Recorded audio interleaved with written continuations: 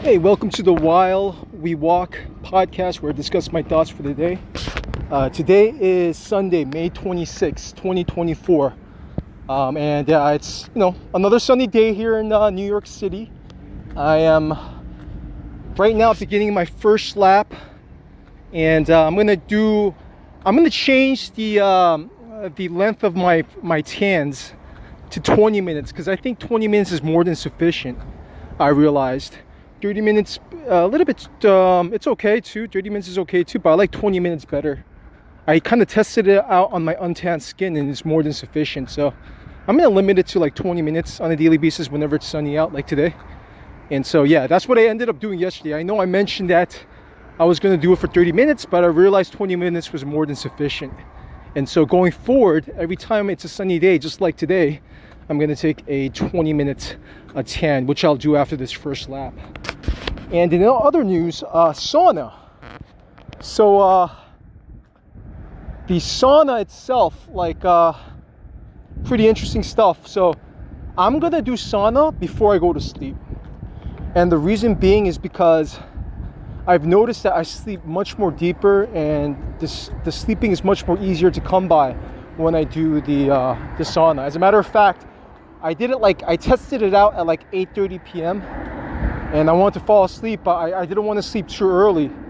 But when I fell asleep at like around 10:30ish, I slept like a baby. So I'm gonna most likely do the sauna starting from 9 p.m. Like 9:30 p.m. to be exact, because I kind of want to sleep a little bit later. I did sleep like 6 hours, and I tried to sleep again, and I couldn't because my deep sleep was pretty deep. And I'm just gonna be my sleep medication, basically, the sauna. So instead of doing it after a workout, I just find it much more, beneficial for helping with my sleep. So I'm so goddamn thankful that I was able to discover this, the sauna, and it's gonna be the key to beautiful sleep, in my opinion. Because what it is once I do the sauna, what ends up happening is it makes everything a lot more cooler. You know what I'm saying? Because usually when I sleep, the issue is if it's too hot. But when you come out from a very hot environment, and then all of a sudden you go into just a normal room temperature environment, even in a hot day, it's so much more cooler. So I can fall asleep so much more easier. And so, this is going to be a game changer using the sauna. In terms of my weight loss, I lost some weight here too. I'm currently at, let's take a look here, 176.6. That's eating a 1200 calorie diet yesterday. I'm gonna bump the calories up 400 more to 1600 calories now, and see how it works out. But it looks pretty promising. And I wasn't really that hungry yesterday as well, and I'm pretty glad that I was able to essentially take the fiber that I did, because when I woke up this morning, everything came out so easily, especially with the kale and spinach combo. So I'm going to start doing that. As a matter of fact, I only had 210 grams of kale and spinach, chopped spinach, frozen spinach. And I'm going to start doing it like 50 grams on a daily basis going forward, because there's a lot of vitamin A in those in kale and spinach. So going forward, along with my kimchi, I'm going to put 50 grams in there along with the kimchi. I'm going to lower the kimchi down to 150 grams. And as a matter of fact, if that tastes well, because I want to put it with the kimchi, I'm going to increase it to 100 grams. And that's going to be my daily routine as well. But yeah, oh my goodness, I've never been, I would say this weight that I'm currently at, I haven't been in this weight for over 10 years, which is saying a lot. I'd say it's close to, almost 10 years, over 10 years as a matter of fact. And the mere fact that 178 is going to be my highest weight for the rest of the year, it's something that I'm confident enough to say it now, because I know exactly what I need to do going forward in order to maintain this weight here. So this is pretty much it. I'm never gonna pretty much the rest of the year go above 178. I'm gonna take drastic measures to make sure that I don't go above it. So yeah, it's gonna be interesting to see this week when I maintain it at 1600, because last week was 1700 for 2 weeks and I was losing then, if I keep on losing, you know. And then once I hit under 10%, I'm gonna increase the calories to 200. So I'm gonna 200 a day. And my satiation is already off right now, you know. Like, I'm so satiated with these tiny with this calorie count because of the amount of fiber I've been eating. And that's pretty much the hack. It's the fiber.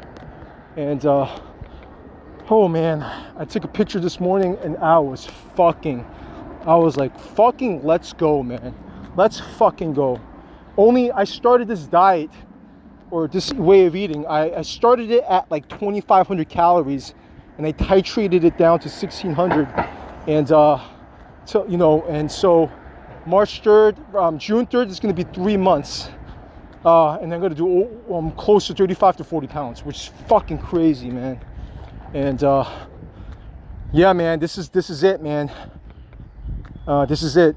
And after this walk, I'm going to break my fast with a nice meal. I'm going to break it first by eating the kimchi and the organic spinach and kale frozen together. And then I'm going to eat oranges, 3 navel oranges. That's a lot. And then after that, I'm going to have oatmeal with a scoop of protein, a scoop of collagen, and 5 grams of glycine, and what else? And yeah, like 100 grams of blueberries. And then for dinner, it's going to be the same thing: chicken, black beans, 4 garlic cloves, cilantro, and a couple of teaspoons of taco seasoning. And that's going to be my dinner. All in all, it's going to be around 1,600 calories. And I'm gonna be interesting to see if whether or not the weight drops or not on this. If it does, holy shit, man. I don't know how, like, it's fucking insane, man, right now. Like, I haven't been so motivated as I am now. Like, there were days, and it wasn't really about the hunger that I was concerned. It was just like, you know, like, cause, yo, okay, so the way I did it differently this time was, every time, so my body weight throughout the years stayed around between 195 to 205, that range. And sometimes I would go up to 220, sometimes 210. And that weight gain was always due to the weekend. So Friday night, Saturdays and Sundays, I would just go ham. And I would be like at 195 throughout the whole week, and then my body weight would go to like 215, 210 after the weekend's over, and then I would lose it all back during the week. So what I did this time around, the major hack, obviously, was cutting off the alcohol. Alcohol was done with, only socially. That was key. And on the weekends, the key thing is, I lowered the amount of calories. So I was training my body when the weekend comes, no, low calories. And I did the opposite. I was just maintaining and then do low calories in the weekend. And that, my friends, was the biggest game changer. Because now I didn't think that quote unquote rewarding myself with a nice meal on the weekends anymore. And I already ate everything that needs to be eaten anyways.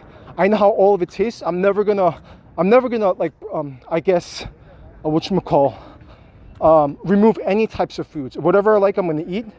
But you know, for this cut and for this I did it that way, and it was the biggest game changer of them all. The increase in activity, the increase in not only in the increase in the activity, but the removal of alcohol. Those 2 things, and tracking calories, which I started doing on April 7th, were the biggest game changers in this whole process. Damn, I took a picture. Oh my goodness. I really can't believe I am where I am. It's like, it's fucking, man, I haven't been this happy in such a long time. I'm going to yeah, I can't wait to meet up with my family because they haven't seen me since the last time they saw me, I was like at 205, 200, that range. When they see me now, dude, it's gonna be fucking bonkers, man. Like I'm at 176.6 this morning, man. That's fucking wild, man.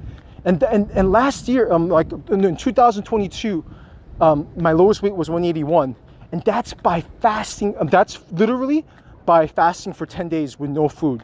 Okay, I did this with eating a lot of food and having a lot of protein to maintain my muscle mass. And after that fast was over, the 10-day fast, I gained 15 pounds. So I was back up to like 196, 195 after introducing the field. So the only way to lose weight is just basically through diet and staying consistent. That's it. And I have all the data to prove it. You know, I tracked my weight since back in 2000. So 2001, I think, when I started tracking on a daily basis. So I have all this data, and now I have data for this cut now, because now I track what I eat and everything, what I like. And obviously the biggest part was finding out what foods I like. That was like finding out that process within the calories, because you want to do something that you like to eat, obviously. So large part of the process was making sure protein was at least a gram of protein per body weight. That was the number one thing. And I wasn't even thinking about fiber, but like a week or two, like 2-3 weeks ago, I realized that 40 grams of fiber minimum is a key for bowel movements. And bowel movements, in my opinion, is huge, because one of the downfalls I realized in the diet when I was essentially hold on one second, let me just yeah. One of the downfalls of the diet for the keto, quote-unquote keto diet, was too much fat and my bowel movements were shit. So like the finishing touch was when I had bowel movements and I couldn't shit out once my gut was all fucked up. So I tried to introduce, but then I realized it was a lack of fiber. And just adding fiber to the diet, I probably was eating less than 20 grams of fiber, like 10 grams maybe. And once I made this change, it made a world of a difference. Making sure I don't eat fatty meats. All the meats that I eat going forward was going to be lean meats, no fats. And yeah, this week I'm not eating any eggs, so I'm going to see how I feel. Most likely I'm going to get the fats from just basically lean chicken breast and oatmeal, because oatmeal has some fat, and just one scoop. I may up the scoop next week to 2, we'll see. But yeah, I am dropping, so I want to try to keep the carbs at least 200 grams on a daily basis, so that when I do cut, I want to be cutting like crazy. You know what I'm saying? I want to cut basically on the days. Oh, I don't know, man. It's just, I'm just so stoked right now. But yeah, usually when I walk along the streets, I see this dude that is selling weight plates. So I'm gonna see if how much he's gonna sell them for, because I might be able to get a really good deal off the weight plates. I saw at least 4 of them. I'm gonna snap them up, man. Yeah, that's what I'm gonna do. And I'm gonna have more weight plates. Like 40 pounds is like $50. And so yeah, that's what I'm gonna do after this walk here. Hopefully they're still here, and I'll be able to snap it up from him. But yeah, if I could get it at like at least $5 a plate, oh baby, I'm gonna save myself like $10 per. So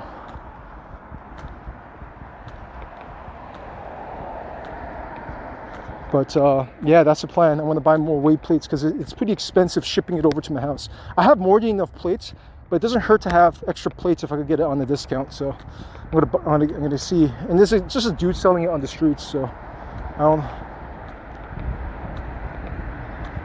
But yeah, I'm gonna convince him.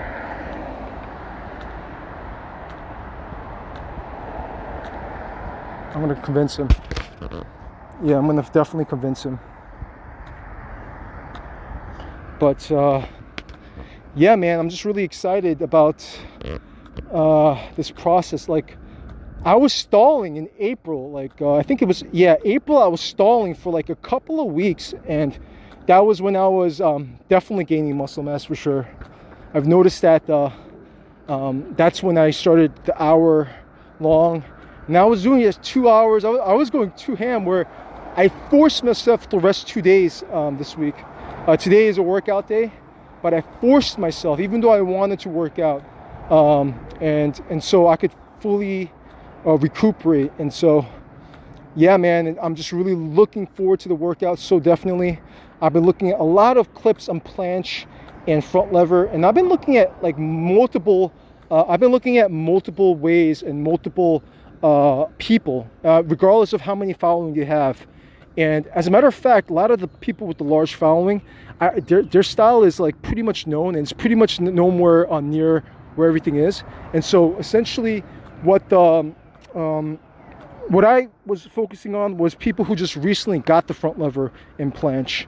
And so because it's fresh in their mind, and they go over essentially what they did right, what they kind of regret, what they wish they would have done to train for it, and that sort of stuff.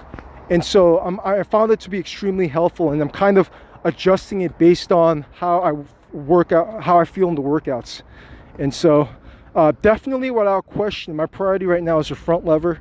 It's shown, basically I'm doing it 3 times a week, so I'm not going to do it more than 4 because there's not going to be enough room for rest.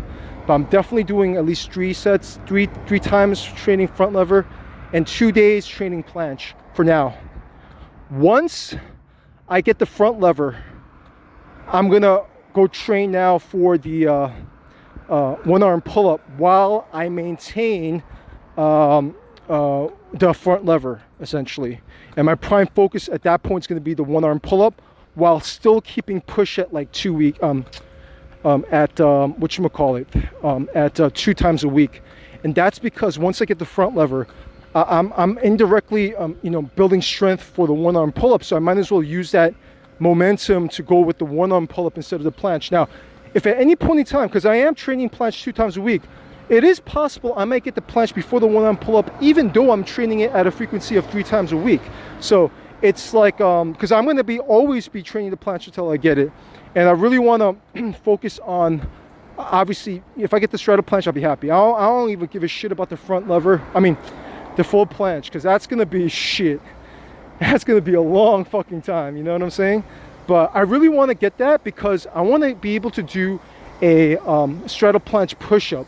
It looks so goddamn fucking cool. So if I could get a straddle planche for like a few seconds, that means I have the capability of doing straddle planche push-ups, which looks so fucking insane if you ask me, you know? And that's the only reason why I want to get the planche, because I want to show that I have the ability to freaking basically be myself in parallel with no feet on the ground while doing push-ups. And I think that looks fucking insane.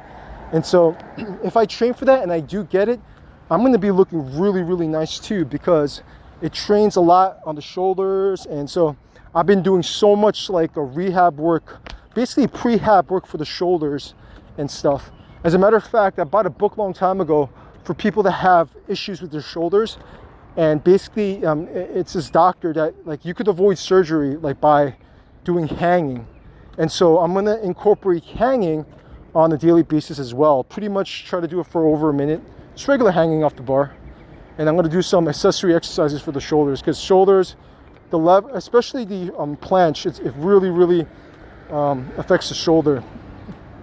And I saw a tip by one of the dudes who's still training for planche. He essentially has a tip on how to use the lats on the depression side, and I'm going to start implementing that as well. So it's going to be interesting to see. Right now, I want to see how long I can hold the tuck planche.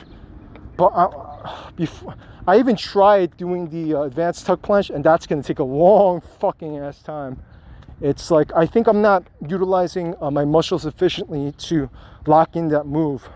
And so it's all about the mind-body connection. So it's going to be interesting to see when I get that. But the front level for sure, I think it's highly doable sometime this year. Highly doable. There's a dude that did it in 60 days, but I don't expect that to happen to me. But if I train it diligently, barring, hopefully there's no injury, barring no injury, then I'll be able to get it, I think, in under 6 months. I really do think so. I think before the end of this year, I'll be able to get it sometime. So, but I'm not rushing to it, I'm just basically using these workouts to kind of maintain my muscle mass essentially while I'm going through this cut. And I'm still working out on my abs to build hypertrophy on the abs to make it pop out more. And I really can't wait to increase the calories because I wanna see what my maintenance is. I don't even know what my maintenance is. So for the first week, after I get down to a relatively low level, hopefully up to 170, I'm gonna start increasing it by 200 calories and see how it pans out. But it's gonna be interesting. And I don't know, I'm also gonna walk a lot more this summer. I told myself I was gonna do 10,000 steps, but I'm gonna do 20,000 every day. I might as well, even though I am working out, because I noticed that my heart rate goes a lot higher in hot weather when I walk. So normally when it would be like 110, with the heat and humidity, my heart rate goes up to like 120 something. And for my age, in order to be in the zone 2 range, you need to be around 190 to 120 something, like 126, 127, something like that. And I'm consistently staying above 120 something. So I just think that, walking in the heat, not only do I get that 20-minute tan and get a nice little tan, I also, obviously get the benefits of vitamin D, and I get the benefits of the cardiovascular benefits that I've been getting while working with a higher heartbeat. So, but damn, man, I'm so freaking amped up, and I'm kind of glad that I did intermittent fasting in the past, because this is easy work, man. Like, I could easily do like an intermittent fasting lifestyle for I've been doing like a 4-hour window for like years. So now doing it with a healthy diet, jeez, man, it's gonna be just pretty much bonkers, man, bonkers. But anyways, let me end it here. Thank you so much for listening, and stay tuned for the next episode of While We Walk.